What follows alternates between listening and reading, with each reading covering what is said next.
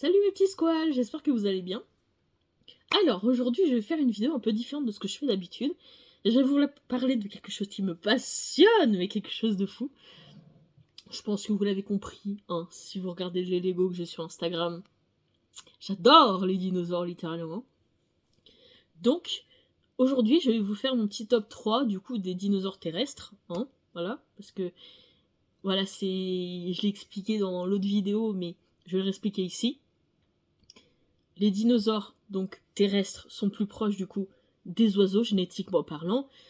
Et dans l'eau, du coup, ce ne sont pas des dinosaures, mais des reptiles marins. Parce qu'ils sont plus proches des lézards, cherchez pas, c'est logique. Et les reptiles volants, c'est pareil, ils sont plus proches des lézards que des oiseaux. Cherchez pas, c'est logique, hein. D'accord, c'est la science, cherchez pas, c'est logique. Alors, pareil que dans l'autre vidéo, je vais mettre un petit disclaimer, donc, tout ce qui est ici vient de recherche de ma propre personne. J'ai regardé plusieurs vidéos sur les dinosaures, j'ai regardé des sites, j'ai fait des blogs de personnes passionnées aussi, j'ai regardé plein de trucs, et après j'ai comprimé plusieurs informations en les rassemblant et en regardant vraiment ce qui littéralement ressortait le plus souvent. Donc il y a peut-être des choses qui ne seront plus vraies quand je vais sortir la vidéo, parce que la science ça évolue, forcément, pour qu'on puisse justement comprendre l'histoire et comprendre ces animaux. Donc littéralement, mon but à moi, c'est de vous expliquer en fait la passion que j'ai pour ces animaux. Donc vous ne saurez pas sa vie de long en large, ni avec qui il s'est marié, ni avec qui il a mangé, ni avec qui il a pris son 4 heures, j'en sais rien. Mais ce serait bizarre. Mais le truc c'est que, là, il y a des si jamais je dis des coquilles, j'appelle ça comme ça, des erreurs, vous appelez ça comme vous voulez. Partagez-moi dans les commentaires donc les trucs à changer. Histoire que qu'on puisse échanger, qu'on puisse discuter. Et moi, littéralement, ça me ferait très plaisir, comme ça, vous m'apprendrez des choses, parce que c'est un sujet énormément que j'aime bien. Voilà, alors on va commencer tout de suite. Alors, donc, il faut savoir que j'ai regardé beaucoup, énormément, trop sûrement, les films Jurassic Park et Jurassic World. Voilà. J'ai tenu compte, ne vous inquiétez pas, des erreurs qu'il y a dedans, vous en faites pas, hein, notamment la différence entre les dinosaures qui vont montrer la présence de plumes et les dinosaures qui littéralement ont été complètement déformés dans le film. Alors, je vais commencer par mon préféré, le Spinosaure. Donc le Spinosaure, c'est le méchant dans Jurassic Park 3. Donc c'est le dinosaure en fait qui ressemble au T-Rex mais qui est un petit peu plus grand, et en fait il a une collerette au-dessus, sur son dos. Et en fait il a des nageoires au niveau des mains, littéralement. Oui, j'ai des griffes là, mais il a des nageoires en fait au niveau des mains, donc ses pattes avant sont utilisables. Et c'est un dinosaure amphibie, donc littéralement, c'est-à-dire que c'est un des rares dinosaures qui peut chasser autant sur terre que dans l'eau. Ça, je trouve ça incroyable, franchement. Enfin, littéralement, c'est un un dinosaure qui va pas se prendre la tête, c'est-à-dire que lui, il va plus manger du poisson qu'autre chose. Mais bon, c'est-à-dire que s'il y a un petit lapin qui coince comme ça, il va taper un croc dans le lapin, mais ça va pas être son truc préféré, quoi. S'il peut aller chasser un poisson à côté, il va quand même choisir le poisson. Donc, notre petit spinosaure, du coup, vient du Crétacé. Donc entre 112 millions et 97 millions d'années en arrière, littéralement. Alors, entre la taille, c'est pas très précis. Pareil, je vous ai dit, j'ai condensé, j'ai fait comme je pouvais. Alors, c'est 12,5, c'est pas précis, hein, jusqu'à 18 mètres, du coup, de long. Et il pèse jusqu'à 20 tonnes. Voilà, c'est ce que j'ai trouvé. Et le truc que j'ai vu, littéralement, et ça, franchement, c'est impressionnant. Donc, là, je fais une petite aparté, mais est-ce que vous voyez les crocodiles? Jusque-là, je pense que vous suivez. Il y a un autre dinosaure qui s'appelle le Sarcosuchus imperator, qui est un crocodile gigantesque, avec des pattes hautes comme ça, enfin plus grandes, hein, mais voilà. En gros, c'est un crocodile sur pattes, et en fait, chez les crocodiles, dont chez ce dinosaure, il y a ce qu'on appelle un foramen, là. Donc sur le museau, le grand truc, en fait c'est un trou comme ça qui permet en fait de repérer les moindres mouvements sur l'eau. Et donc, pour revenir à notre spinosaure, il a un point commun, en fait, avec ce dinosaure-là, et avec le Sarcosuchus imperator, et avec aussi le crocodile, je vais arriver, avec le crocodile. Et en fait, il a un foramen. Et je trouve ça fou. Mais en même temps aussi, comme il va dans l'eau, le truc c'est que la majorité de son corps en fait est immergé. Il a juste en fait le museau qui ressort en fait comme les crocodiles. Et du coup, au moindre mouvement dans l'eau, clac. C'est en fait, je trouve ça génial, franchement. C'est trop stylé. Donc voilà, littéralement, je trouve ça trop stylé. Et le fait qu'il ait des pattes avant utilisables, je trouve ça vachement bien. Alors, ce que j'ai vu sur ce dinosaure, c'est que lui, il serait, comment dire, ses pattes avant seraient beaucoup plus basses que ses pattes arrière. Donc ça, après, c'est pareil, hein. Il y a des gens qui disent peut-être que oui, peut-être que non, je sais pas. Donc bon. Après, ça c'est un grand micmac. Je pense qu'il y aura beaucoup à découvrir chez ce dinosaure, bien sûr. Donc, passons au suivant. Alors là, le suivant, ça va être compliqué. Est-ce que vous voyez tous les raptors dans Jurassic Park, Jurassic World et compagnie? Voilà. Si, pour ceux qui ne comprennent pas, ce raptor-là, donc Blue, ou son bébé, ou voilà, en fait, littéralement, c'est un raptor, dans le film, mais les raptors en vrai, ils font la taille d'un dindon, ils font la taille d'une dinde, et donc en gros, ils arrivent à peu près à vos genoux, et ils sont recouverts de plumes. C'est un dindon poilu, voilà, littéralement.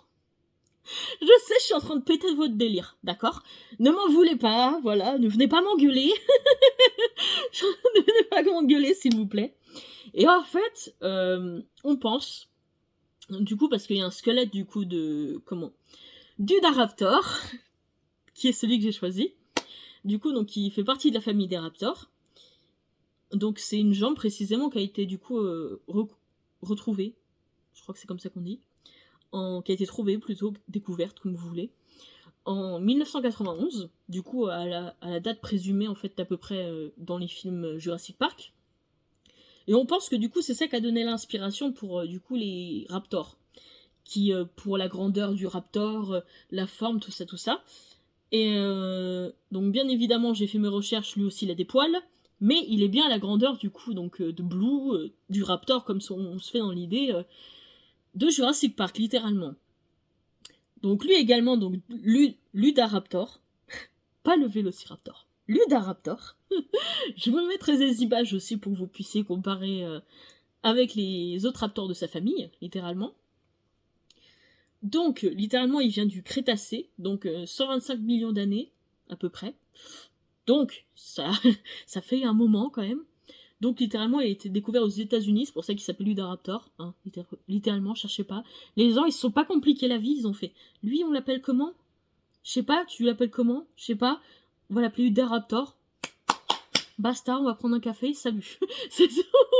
Le gars, il voulait aller gras, c'est tout ce qu'il s'est dit, il s'est dit, on l'appelle comme ça, allez, salut.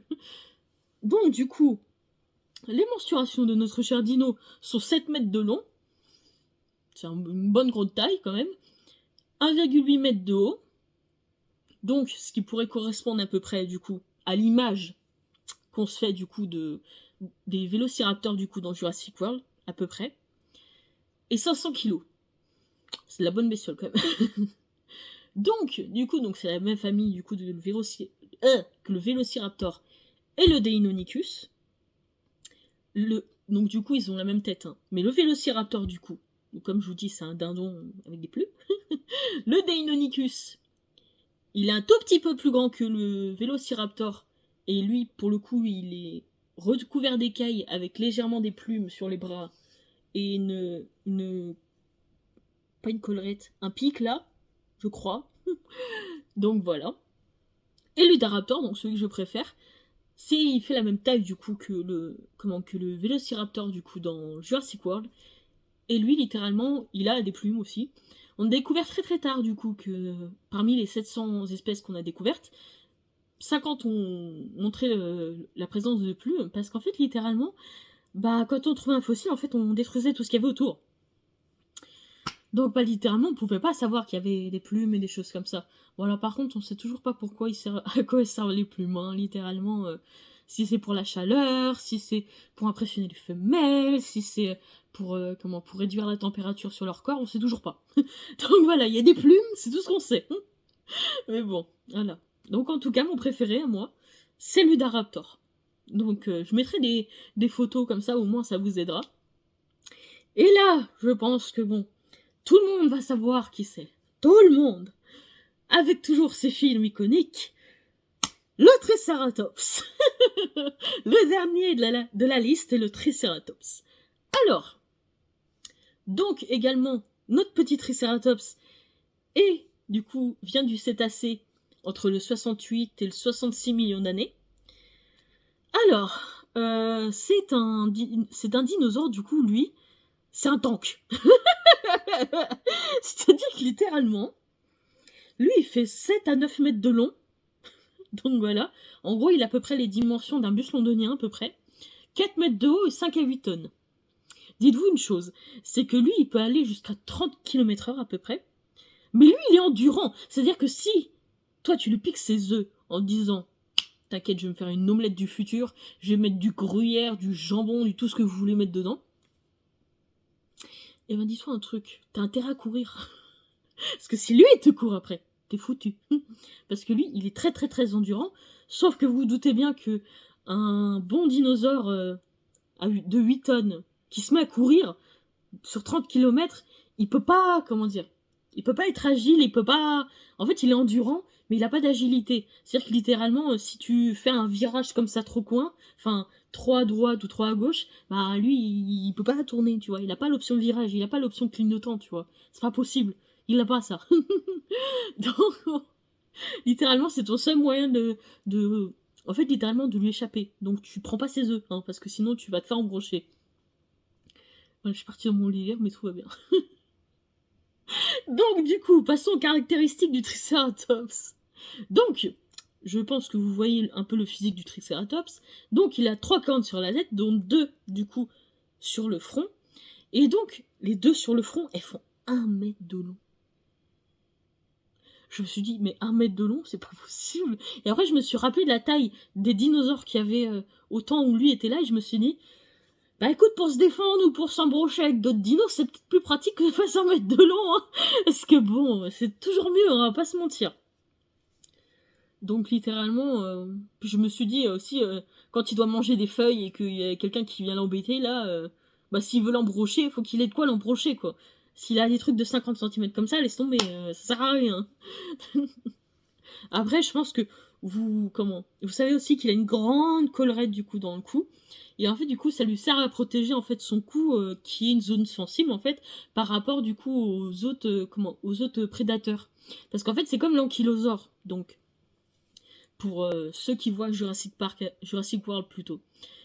Quand quand les garçons sont dans la boule à hamster, je sais plus, la gyrosphère. S'ils sont dans la gyrosphère et qu'ils vont dans l'ancien parc, il y a l'ankylosaure, donc le dinosaure qui a en fait une plaque littéralement un peu... Enfin, en fait, c'est de la kératine. La même matière que les ongles, en fait. Pas les faux ongles, hein. Les ongles, littéralement, en fait, sur tout son corps. Il a une armure. Et en fait, il a une longue queue avec une boule comme ça comment bah, en fait, littéralement, il te donnait un coup de boulet comme ça dans la tronche. Et puis, bah, tu tombais, quoi, littéralement. Et en fait, littéralement, son armure, du coup, à l'ankylosaure, c'était ça. Pour se protéger des prédateurs. Et, littéralement, le Triceratops, lui, c'était sa collerette. Pour protéger, en fait, son coin sensible, qui, lui, est le cou, comparé à l'ankylosaure, où lui, c'est le ventre. Je sais pas si vous voyez le parallèle, un peu. Donc là, littéralement, bah, franchement, je trouve que c'est vachement bien, toi-même, tout ce que a fait, tout ce qu'a créé la nature par rapport aux animaux, quand tu dis que, quand même... tout ça c'est fait sans l'apport de l'humain, et tu te dis ouais, il y a quand même des trucs de fou qui se sont faits. Et moi j'adore. Tout simplement. Et aujourd'hui on a fini pour nos 3 dinosaures. J'espère que ça vous a plu. Et puis je vous fais de gros bisous. Et surtout, abonnez-vous. Et venez me dire aussi s'il y a quelque chose à préciser. Hein. C'est toujours mieux. Salut!